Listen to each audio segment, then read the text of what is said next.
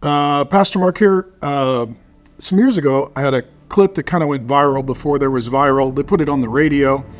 It was from a Men in Marriage series in 1st and 2nd Peter, and I think it was like 15 years ago. How dare you! So I'll just be honest with you. This is just kind of off the cuff. Here was the story behind it, and for my critics and enemies that have used it, shame on you. But here's the truth.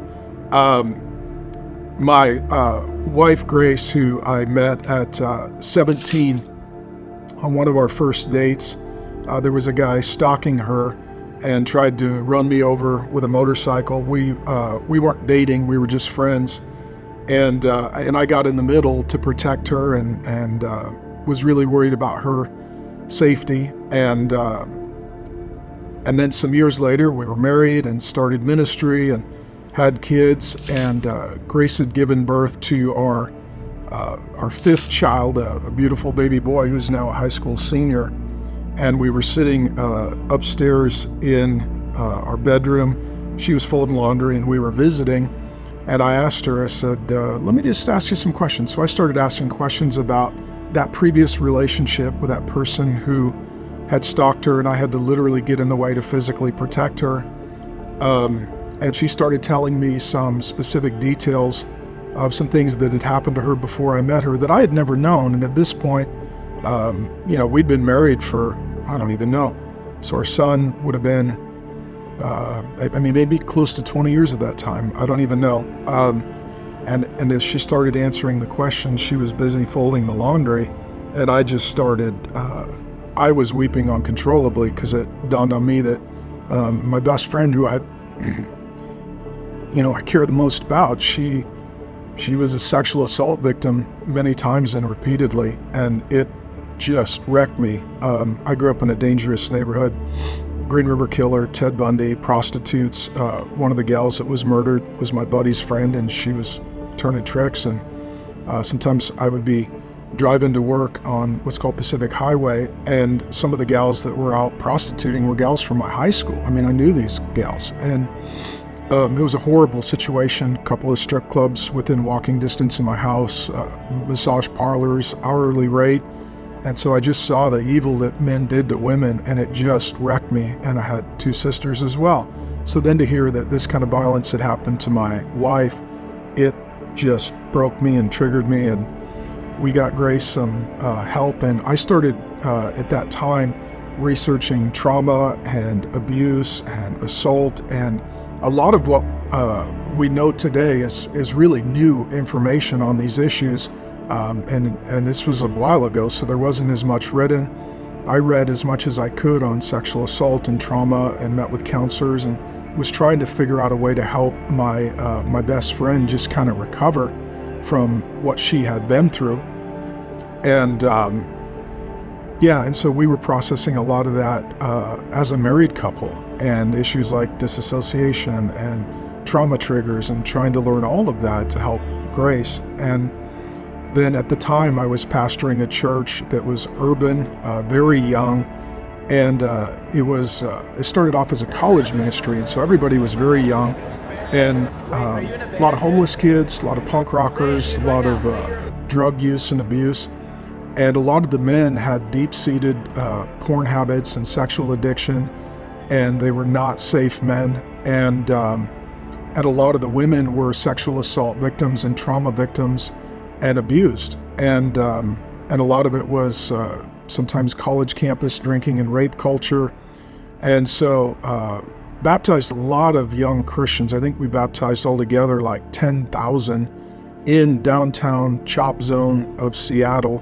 And I was out preaching in bars, fraternity parties, and I was literally going to houses where homeless kids were encamped and sharing the gospel with them, and climbing through, kick down doors and broken windows. I just wanted to see people meet Jesus.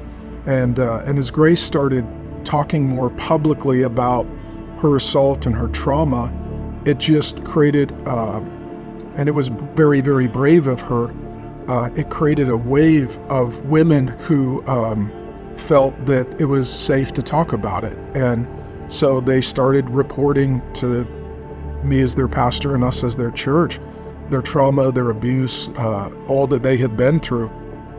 And at this point, we were just a few years into Grace's healing and recovery process. And at that time as well, I had 2 daughters, and love my daughters with all my heart. And the thought of men doing these things to not just daughters, but God the Father's daughters, it just made me just furious. And so the week that I was in the Men in Marriage, I think that sermon might have been the 6th or 7th take of the day. I would preach, and then I would go down on the floor to be available to pray for people and talk to them. And I guess I'm 53 now, so this would have been in my 30s, and I've been a senior pastor since I was in my 20s. And then I would go up and preach again, and then I'd go down on the floor to answer questions and pray for people. And that was probably the 6th or 7th sermon of the day. I preached myself literally almost to death on a few occasions. And I spent the whole day with young women coming up to me and telling me how they were raped and assaulted and abused. And some of it was by boyfriends and husbands and fathers, and some were even by pastors. And by the end of the day, I was completely emotionally devastated and angry and furious at all the damage done to women, starting with my wife. So what triggered that was a girl came up to me. It was an African-American girl. She had just turned 18. This was before the last service of the day. And she said, Pastor Mark, can I talk to you about my dad? And I said, yeah, honey, you can do that. And I said, she said, I never knew my dad. My dad raped my mom.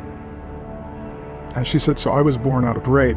And my mom told me I was never allowed to meet my dad because he wasn't a safe man. And she said, when I turned 18, I found out who my biological father was, and I scheduled a meeting with him. And this was a gal I knew. I was her pastor. She was in our church. I think she was a college freshman.